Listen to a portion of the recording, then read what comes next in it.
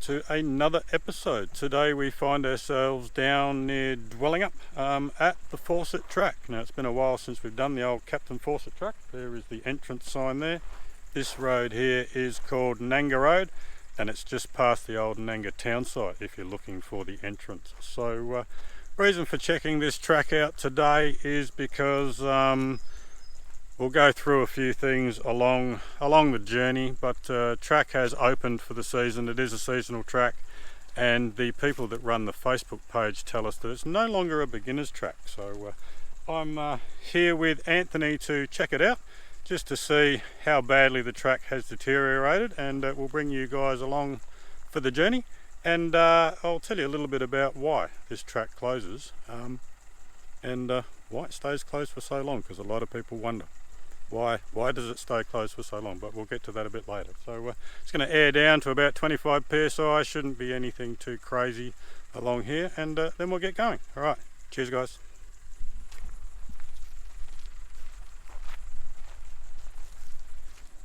All right, all aired down.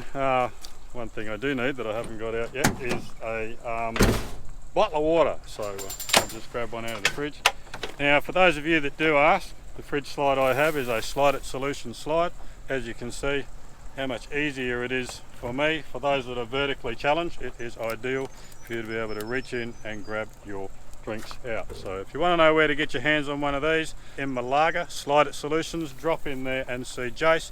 Tell him I sent you and he will look after you. And if you go back through the catalogue of videos, you'll actually see the install video of this slide. So yeah, absolute game changer for me. It means I can now see and reach what's in my fridge, and look at that, I can do that all one-handed while holding a camera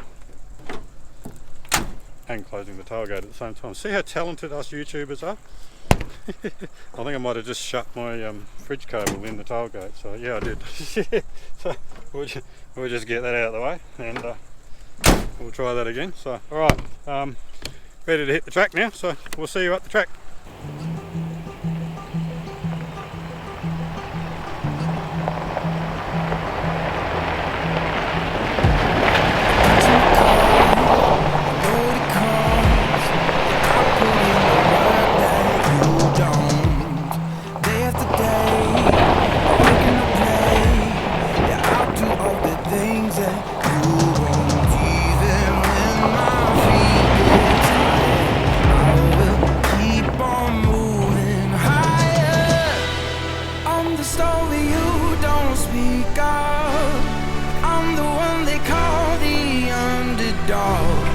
Every time the push comes too sharp, I'm climbing over you to reach the top.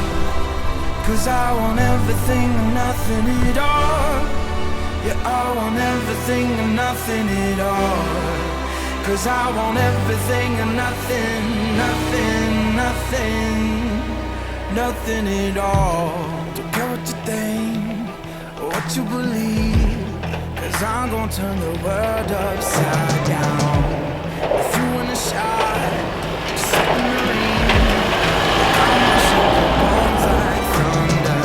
Even when my feet get tired, I will keep on moving higher. Alright, well so far so good. There are some rutted sections along here that we've come across so far, like that one you've just seen.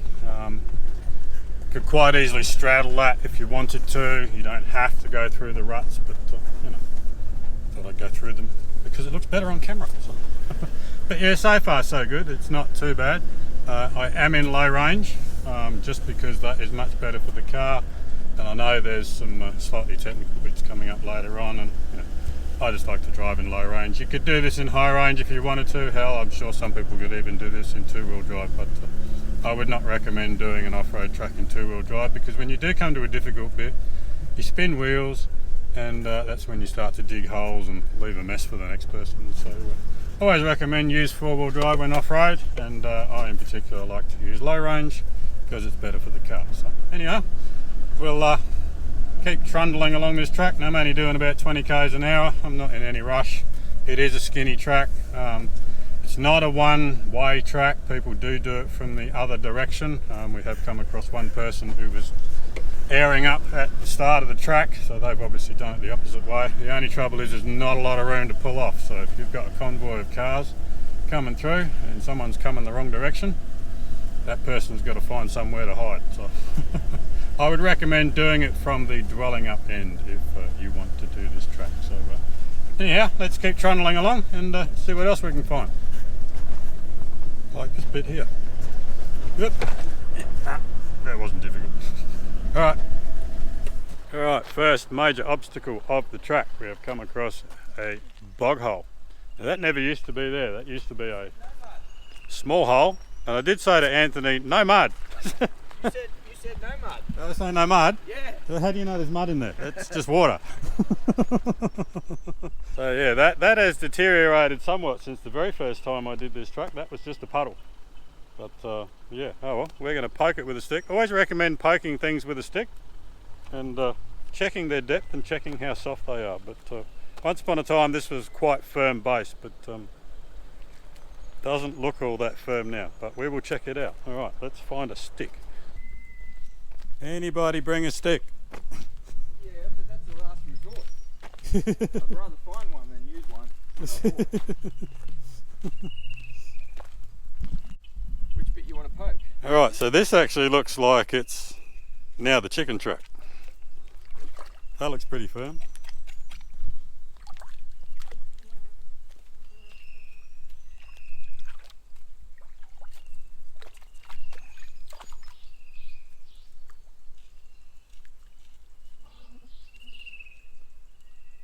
Firmish? Yeah, firm as.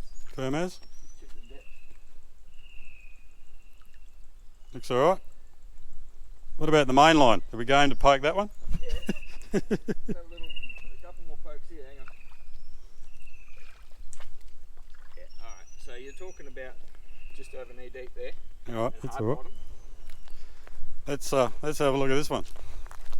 I have a feeling this one's going to be deep, judging by the entrance.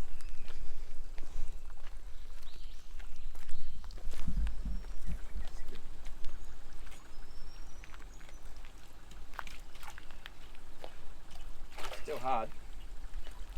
And about the same depth, to be honest. Let's just see if we can get some poke over there. Oh, there she's going down. She's pretty deep over there, I reckon. Over there? Oh yeah. Oh yeah. That's the bottom there. Yeah, yeah. So you're talking about. Yeah, no. Yeah, no. I think we'll try that one over there, eh? Well, I can do that one and you do this one. Then if you get in any trouble, I'll be able to wish you out.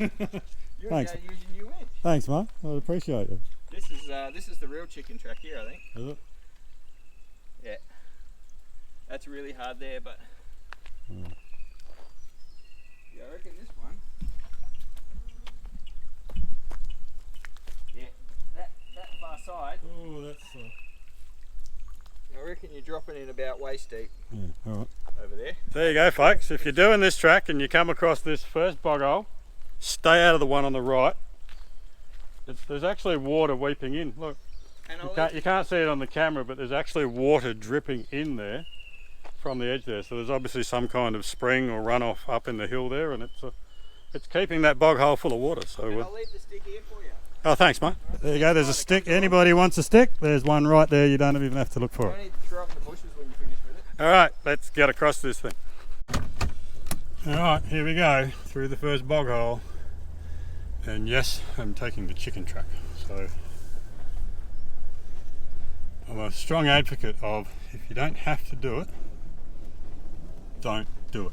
Because there is no point in spending all day trying to get your car out of a bog hole when you can just have a little bit of fun and keep enjoying the track for the rest of the day. So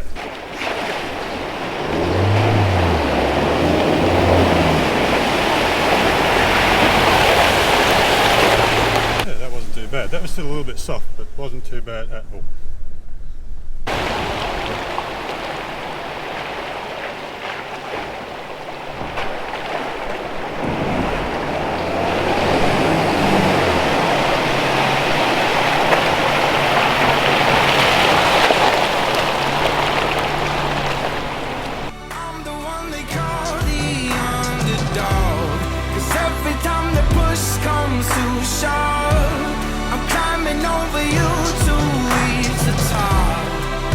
'cause I want everything and nothing at all. Yeah, I want everything and nothing at all. 'Cause I want everything and nothing, nothing, nothing, nothing at all. I don't want nothing at all, unless I can have it all. I don't want nothing, nothing at all. I don't want nothing at all, unless I can have it all. Nothing at all.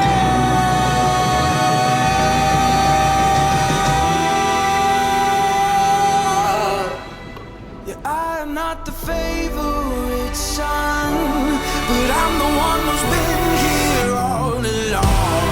'Cause every time the push comes to shove, I'm climbing over you to reach the top. 'Cause I want everything and nothing at all. Yeah, I want everything and nothing at all. Okay, so the reasons I alluded to earlier in the intro about the track closing. This is a seasonal track. It closes in around about May every year, or when the wet season starts, and it doesn't open until generally these days around November. Now, the reason why it closes is because this is also an emergency access track, and the track needs to be protected. However, there's no actual gate. What they do is, what the DBCA at Dwelling Up do is they hang a sign at the beginning and the end of this track, and it basically says track closed due to dangerous conditions. But it is well advertised on all the four-wheel drive Facebook forums, so there's no excuse for it. But people choose to ignore those signs, and they drive it during the wet in their big lifted and big tired four-wheel drives. And of course it's wet and slippery, and what happens when it's wet and slippery? Wheels spin, spinning wheels dig holes, and it makes the track even worse. So what happens is, as a result of that, the track doesn't open up until around about November, when it's fully dried out and it can be inspected as to whether it needs repairs or not. Now, the Armidale Four-Wheel Drive Club, I didn't read the sign at the beginning, but I'm pretty sure it's the Armidale Four-Wheel Drive Club that manage this track. Well, they maintain the track. It's managed by the DBCA. If that's wrong, I'll put the right one down the bottom. But yeah, so they come out and inspect the track after the wet season and have a look at it, maintain it. It is tight in places and scratchy, so if you don't want to scratch your four-wheel drive, this is not the track for you. It's not too bad, but as you can see from the outside footage, it is a little bit tight in places. And I haven't done all the track yet, so it could be, oh, that was my bash plate, I think. It could be worse in as we get further down, so this is why I need to concentrate on driving and not filming. But yeah, unfortunately the people that choose to ignore the closure are the reasons why it stays closed for so long. If people would actually respect it, it would possibly open a little bit earlier, but they do have a lot of rain down in the southwest, so sometimes, you know, you got to let Mother Nature take its course and let it sort itself out, and when it's open, it's free to use for everybody. Now, some people say, why don't they gate it? They don't gate it because there's a few access points along the track, so you could gate the beginning and the end, but in the middle and that, you can't really gate it, which means somebody could get on the track and not be able to get off and have to turn around and find the way they came in. So, you know, they rely on people like us to educate people not to use the track. And don't get me wrong, the majority of the people do the right thing, but there are some people that choose not to. Now, I've got a big drop off here. I need to get out the car and have a look at it. All right, cheers guys.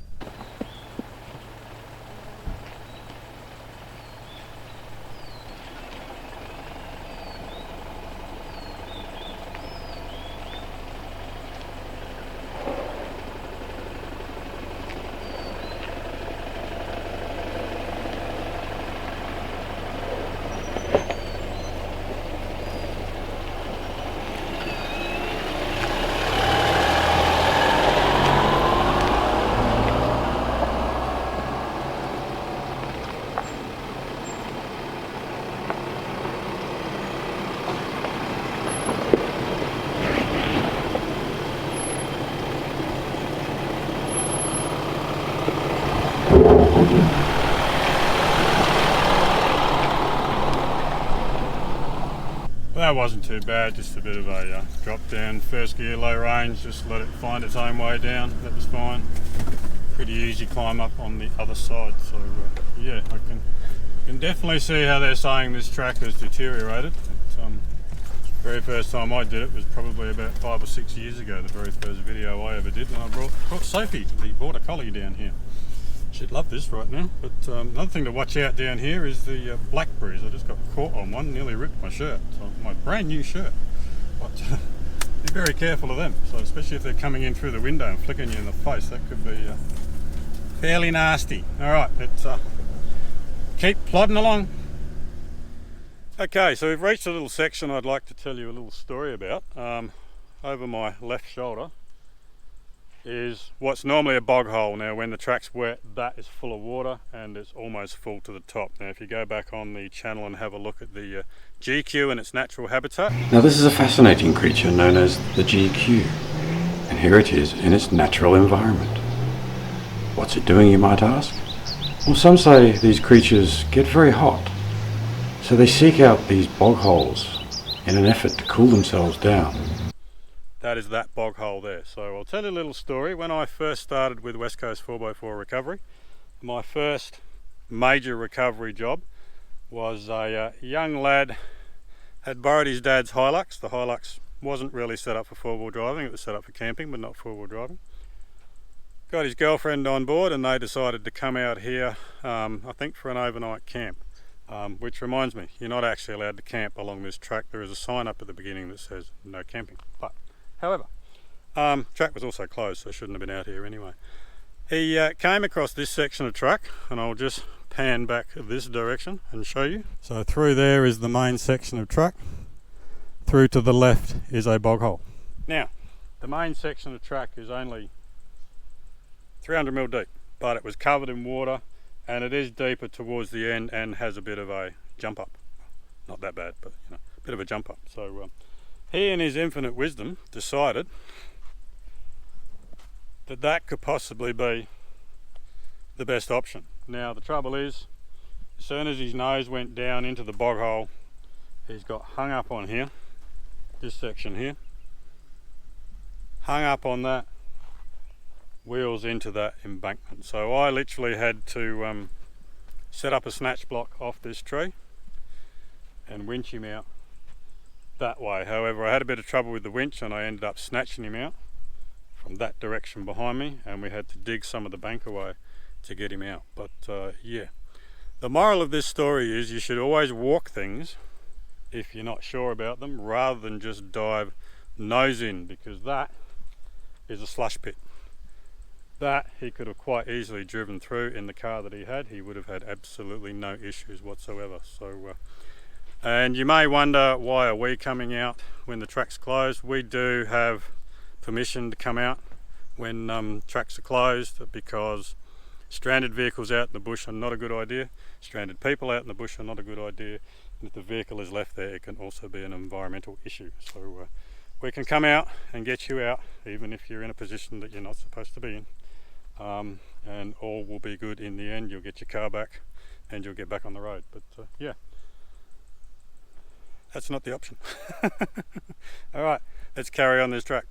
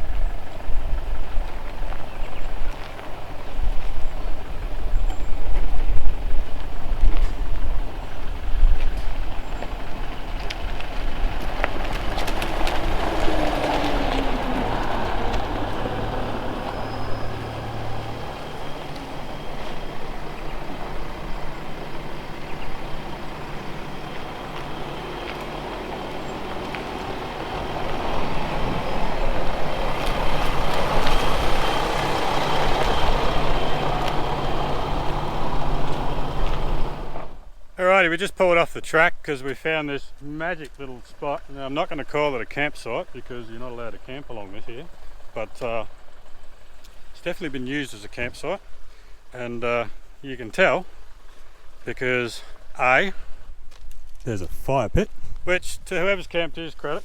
It's not burning, so obviously used a while ago. However, this is the bit that pisses us off completely. Check this out. Rubbish just left here. Couldn't even be bothered taking it away. There's more up here. And there's more scattered around up here. Now, if you're going to camp in a place that you're not supposed to camp in, don't leave your rubbish behind, because eventually they'll block that track off and you won't be able to get down here, and people won't be able to come down here for lunch and enjoy this awesome spot. Now, this is probably a very good swimming spot in summer. Someone's dog's even taken a dump down there. I won't show you that, but there are a few sticks and stuff in the water, but yeah, I'll get some nice footage of it and show you what a gorgeous spot this is. Okay.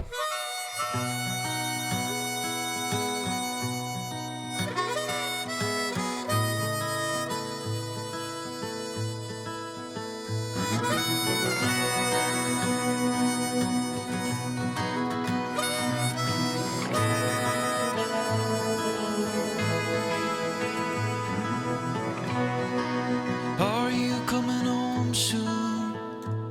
I can feel the rain start to fall. Are you still running down those side streets with them alley cats and barking dogs? You feel the fear of losing everything, like walking round with broken glass in the dark. Try to bury all those memories. You light the match and watch the whole world burn. And I saw the distance as the weight of the world came crashing down on you. And that fall from grace burst the clouds open and cracked your world into the rocks. Joy and pain was all there for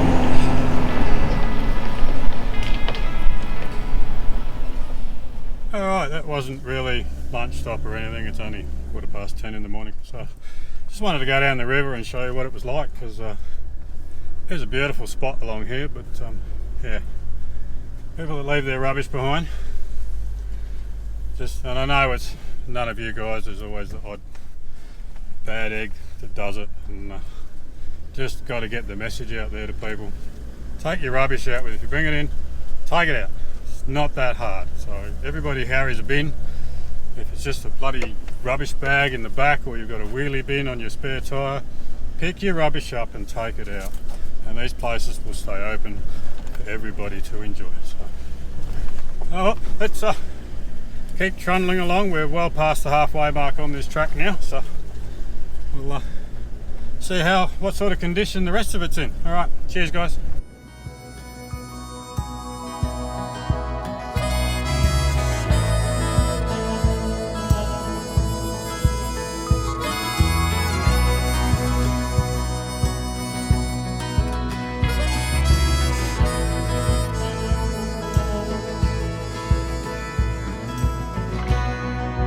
Man, I can see the unrest while you're starting from the back of the line. See the loss of innocence, like an explosion frozen in time. Now you're wishing to the good Lord He could take you back before you cross that line. Trying to outrun the rising sun, but man, your past life's coming for blood. And I saw the distance as the weight of the world came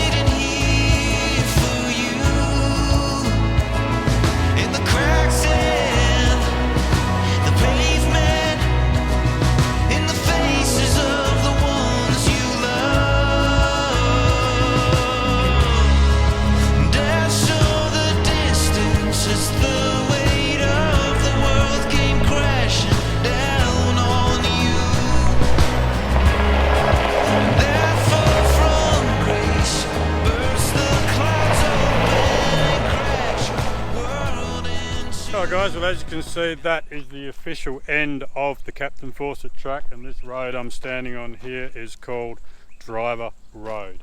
Now if you come in this way, which I don't really recommend because you might come across traffic coming the other way, because the majority of people do it from Dwelling Up.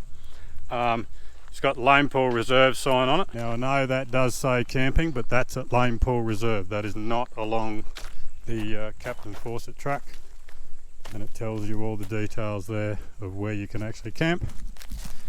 Now if you're wondering about signage for when it's closed, there's a post here, and there's normally a sign attached to this post that says track closed due to hazardous conditions. So that is the end of the Fawcett track. It's signposted the Fawcett track, people call it the Captain Fawcett track, either. I'll show you some other little signs that are on it that help point you the way when you come to a bit of an intersection. There's a few little intersections, but the easy way to find it is these little markers here. But they are scattered along the track, and there is the one that shows you this direction. Now the reason why that one says four-wheel drive track this way is because you can actually continue on down here, turn right, and you can take the track all the way through. I think it's to Quindanning or somewhere around there. I've done 3/4 of that track. I haven't done all of it. It's basically just, well, it used to be just like a dirt track, a few little rutted sections in it and one bog hole that you can drive around. Apart from that, it wasn't really all that exciting, but some nice campsites along the river there as well. So we're going to head up Driver Road. I've never driven all the way up this way before, just to see what's up there. We'll sign this video off here. My conclusion to, is it still a beginner's track? Probably not. If you've just gone to the shop, bought yourself a standard four-wheel drive, better get out of the middle of the road in case someone comes along, and you've never been four-wheel driving before, then I would suggest you do not tackle this track. I've shown you all the difficult bits, the rest of it is relatively easy.